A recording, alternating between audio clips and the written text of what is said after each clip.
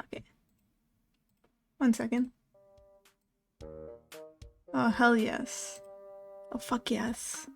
Hello. Good night, everybody. It is technically night now, so it's a good night for everybody. Good night. Hope it's not too loud. Okay, that should be perfect. Yay, yay. Oh, good night, everybody. I am here now. If you're not sleepy, you will be sleepy after this. That's all I'm saying. I got off work. I had a tamale. I'm fucking ready to write something. What something's gonna be? So, what day is it? It's the 11th of October. Roughly a month ago, I finished the first arc of my web novel. And then I wrote in, like, dramatically at the end of it, like, get ready for the next part, titled Fake Sincerity, coming. I didn't say when it was coming, actually. I didn't. Well, guess what? It's coming very soon. Well, not very soon. Let's not get our hopes up that much. I need time. I need time to like do editing, of course. But it will be coming soon. I get half of it. I'm wrapping up the first half of it because it's very long, way longer than Depart. So I plan to like chop it in two, and I feel like I got to a logical chopping point. So I'm like gonna wrap it up in like say a chapter or so. I'm gonna see if I can get it done tonight. That's the goal. I'm not confident in that because I'm very sleepy. I don't know how long it'll go, honestly. It might end up being a bit of a shorter cowork today, but we'll see, we'll see. We'll see. We'll see. We'll see. Let's have hope. Let's believe in ourselves and that everything is possible, right? And I also had a kind of a crazy day today, so that kind of sapped the energy reserves a bit. Because like we had a drunk guy come in and he started a whole thing and he stormed out and we kicked him out. And then some kids who just checked out like a minute ago came back in. Like the guy kicked out almost hit somebody in the parking lot like with his car. And I was like, oh, that's interesting. Like, aren't you gonna call the cops? And I'm just like, I don't know where you went. I can't see. Why don't you call the cops? I don't know. Weird night. Weird night. I swear something else happened, but I can't even remember. Just weird stuff happened. People don't bring their ID and they get mad about it. And you ask them for their ID, that kind of stuff. But you know what? We're putting that behind us. None of that matters. Except for the fact someone brought their unleashed dog in and it charged them in. That also matters, but it doesn't matter. Because we are here to write. We take all those daily frustrations and we vent about them by making characters of people we hate and making them die horribly. I say it as if I do not explicitly say as one of my #1 things of advice is to not make characters based off of people you hate. Because then they get very boring very quickly because you hate them. And you want everyone else to hate them, but then it's just like, damn, aren't they a person too, you know? You may hate them, but they're still a person. So don't do that. Ignore what I said 5 seconds ago. And instead, we will write today. But first, I actually need to say something. I actually need to say something else. Besides what I'm working on. Besides all that stuff. I need to say something else. And that something is yesterday. I was scrolling Twitter. I was just scrolling Twitter at work, and I was like, whatever, man. Twitter, usual shit. And I saw like a post on my For You page that was like describing like word for word a scene I remember writing in a like 100-line fic, and I was like, oh damn, I remember I wrote something like that. That's funny. Someone else did the same thing, and they posted a link in the replies because it like popped the fuck off, and there were a lot of people talking about the fic, and I was like, okay, I'll bookmark it to read it later. And then I clicked on it and I saw my username in my story, and I was like, oh, that's me. Okay, that is me. That's crazy. And then like the like kudos count like doubled overnight. I got the people of it, I guess. But that was crazy, because that's like the second time that's happened to me, ever. The first time was when someone posted like an image of like the like massive like one shot I wrote. That was like my second 100-line thing, and then going like, this made me crazy. I love it, and I was like, oh shit, that's me. Every time someone mentions me, I have to be like, oh hey, you're talking about me. Because I need them to know. I need them to know that they're talking about me so that they could be like, you're so cool. And I'm like, I am cool. You're right. I thrive off of attention. We all want attention though, don't we? We love it. Everyone loves having a little bit of attention in their lives. And I think it's okay to be a little needy for it, you know? There's nothing wrong with that. There's no reason to be ashamed of that, you know, that's what I always say, personally. But yes. I just do as I do, you know. You know how it is. You know how it is.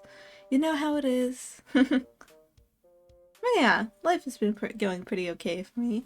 I've spent quite a bit of money lately, unfortunately, because I'm so I'm indebting myself to getting little things lately because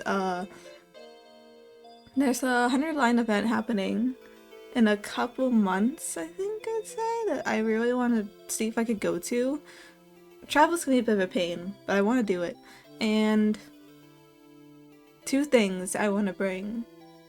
As I want to bring a freebie to give out, and I also want to bring like an Ida bag of like what either like I was thinking of doing Ato, but the bag I want to get for him is like a really big one, so I don't think I want to get one I could fill up like satisfactory. So I'm gonna make one for Kawawa, and I should get all my like merch I have in official merch I have in pre-order. I should be able to fill it up a decent amount, I'd say. And if I can't, I could probably just decorate it and make it look nice.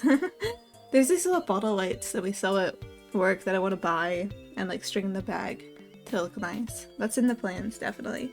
And then, so I got the bag.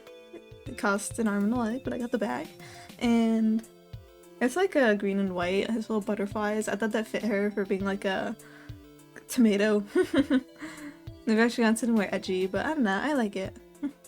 So I'm gonna put all the buttons I have and the acrylic stands and keychains I have of her, and I'm gonna take it with me. And another thing I want to do, I said I want to do that a freebie, but I could just make stickers or something, I guess, or I could make like little like prints, and those are nice. Yeah, not this kind of. Those are pretty cool, but I want to do something more, you know. So I decided, what if I made a fan book of Nozomi? Someone who has nothing to do with the event. I'm like, that's a great idea, you know? That's a great idea. So now I'm making a Nozomi fan book. My plan is to like maybe like put like one story or two that I already have written in it, and then put one that like just written for that. So it won't be like a big thing. I'm not planning on printing like little literal book size things. Probably be a little bit on the thick side, but not like crazy. That's not in the cards. But yeah. Yeah. It's gonna be pretty. It's gonna be it's gonna be cool, trust. I commissioned art for it. It costs a lot.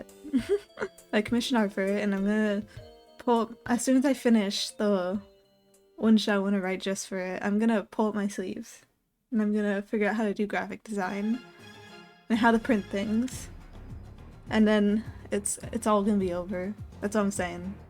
Maybe I'll show them. I'll get a camera and I'll take pictures and I'll show them to you guys. That'd be pretty cool. But yeah, that's what I've been up to. But I'm putting that off for later. That and like, I also, it's fallen a bit to the wayside, but I still want to do Yuri Game Jam.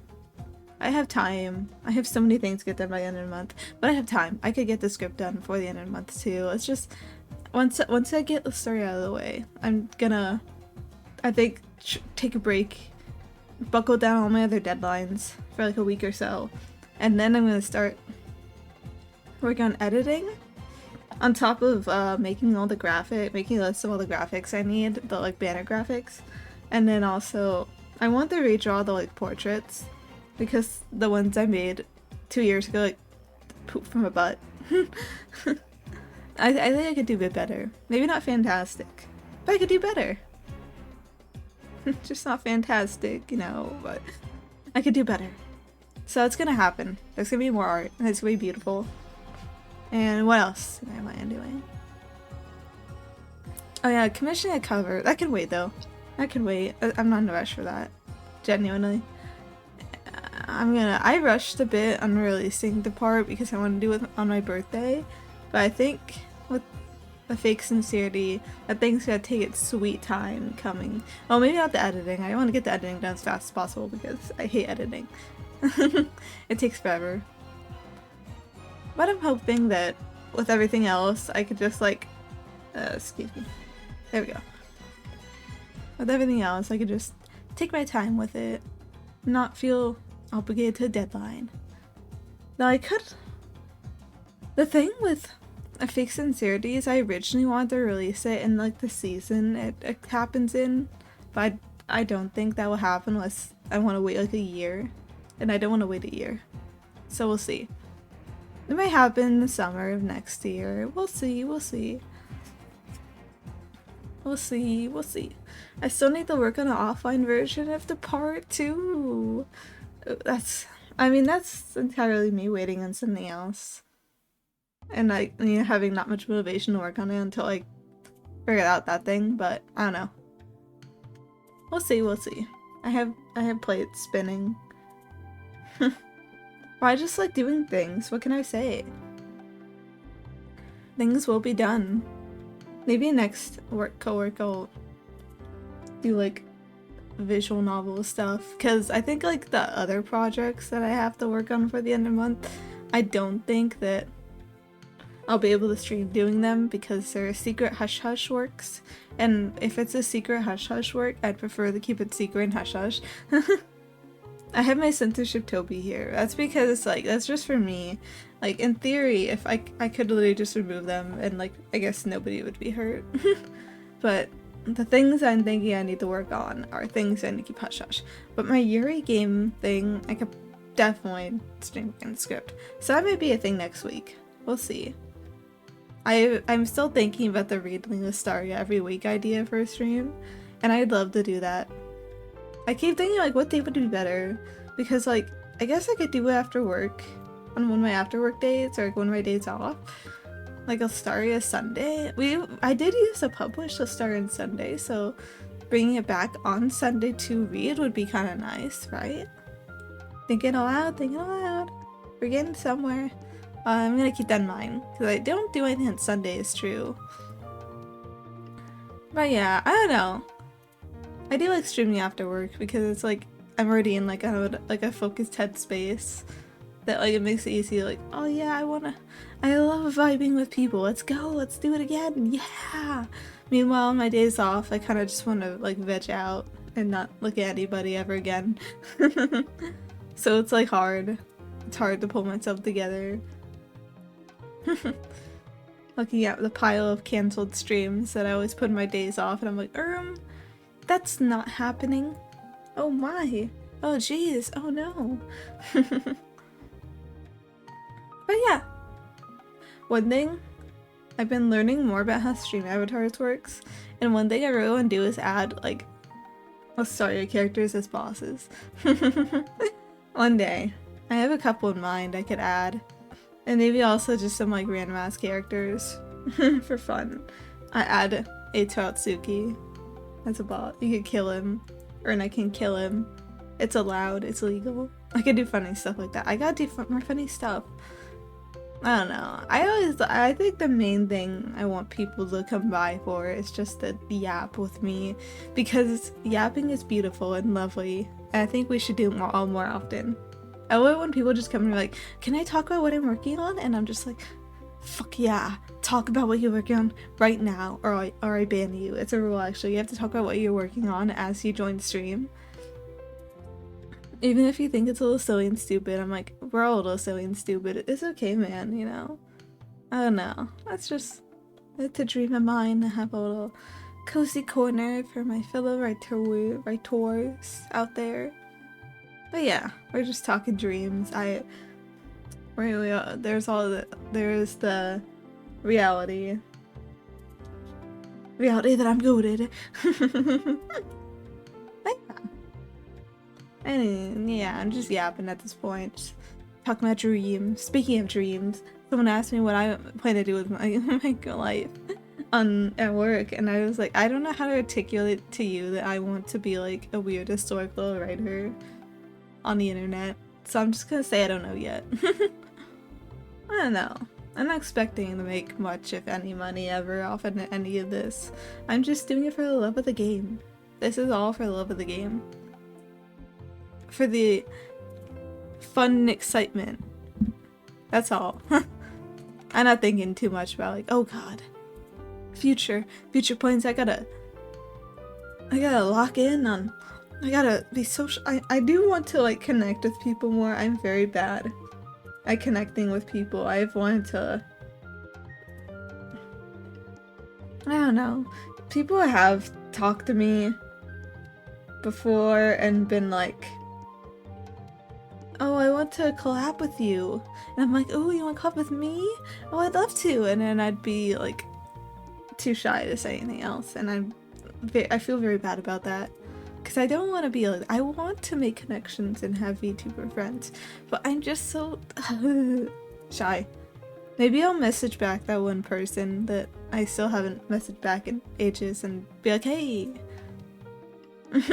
Honestly, I think Twitter DMs are just like the most intimidating to me. I think I should try Discording DMs because it's like, ooh, I'm not good at. I don't know. Twitter DMs is just a whole different ball game to me. It's scary. But yeah, I do want to try like connecting with people. I guess this is a cry for help, TDLR. But if you think that I look kind of cool and you want to talk to me, please, let's just try it. Just DM me on Discord or something. My Discord is Dravia Eris. Just like completely lowercase, no space. That's it. We could be friends. Okay. But yeah, I will. That's one of my things that I need to get over, I think. Being shy, be like, oh, what if I'm actually just really lame compared to this person? And it just doesn't... Nothing ever happens. I don't know. But I do want to try at least. I do want to try at least to be friendlier. And like, be friends with people. It's hard to try, but you know. It's better than saying you will and then never doing it like I tend to do. It'll happen. Okay, I'm gonna tomorrow. No, after the stream, I will message people. Maybe even try to exist as a person in places other than replying to random people's posts and hoping that that sparks like a age-long friendship. Because that is a nice hope to have, but it's not really the reality of the situation, you know? It's not really that easy. I wish it was, but it's not. It never is. But yeah, that's it. I think that's enough of yapping about my personal hang-ups with messaging people back. I should do some writing. But now I'm thinking about it, I'm like, oh, missed potential. Oh, I fall over and start dying of dysentery. Yeah. Okay, let's do some writing. That's enough of my yapping.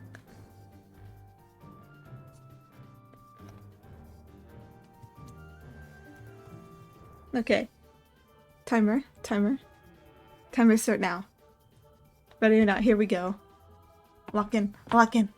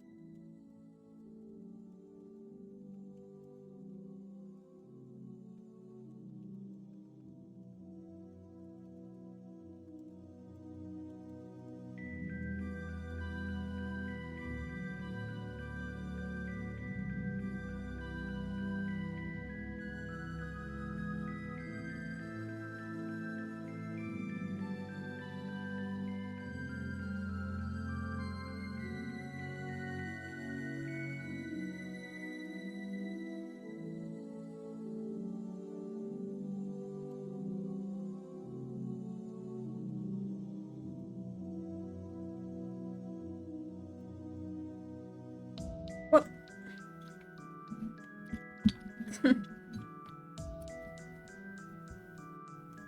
Okay. There we go, my phone fell over.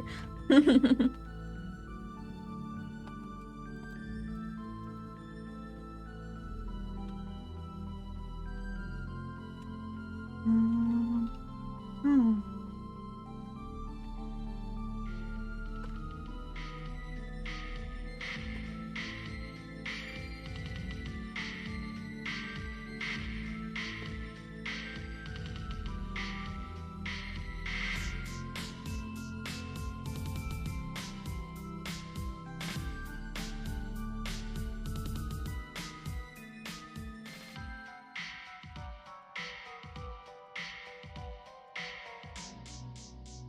Yeah.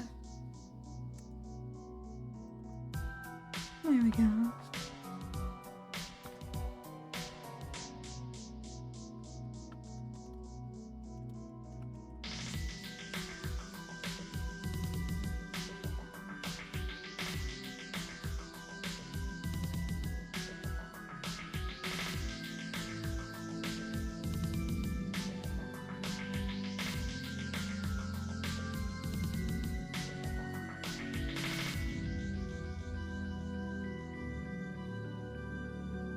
Okay.